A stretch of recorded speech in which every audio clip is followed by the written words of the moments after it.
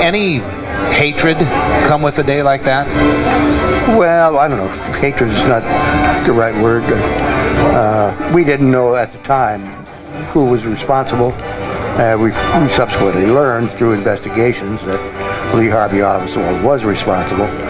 So there's a, I don't quite understand why he decided to do what he did.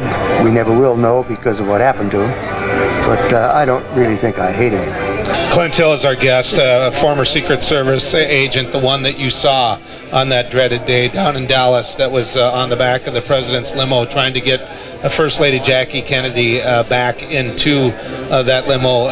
Mr. Hill, what's the biggest difference today, your time in service as a Secret Service agent, to what they do now to protecting presidents? Well, it's completely different, and their challenges are greater today than they ever were, mostly because of technology. But today, they're much better trained. There are many more of them. When I came in, there were only 269 of us in the entire organization. That's all the agents that there were. Today, there are over 3,500. But they're just as dedicated as we were. They have, like I say, much better training and much better equipment. They have personal communications. We didn't have that. They have computers. We didn't have that. So they have a great many things that we did not have, and they're better off for that, but the challenges are greater too. Yeah, and I would guess the risk even to yourselves. I mean, your job is to take the bullet for the president, or take the bullet for whoever your detail is. If it comes to that, that's correct. How did your family deal with that? How did your family deal with knowing that your job was to give up your life if so need be? I don't think they ever thought of it that way. I really don't think they ever thought that that was what was going to happen.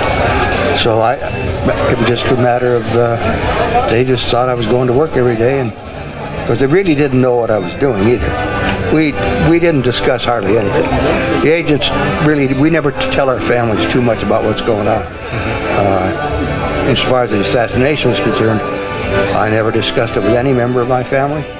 And as a group of agents, we never discussed that among ourselves either.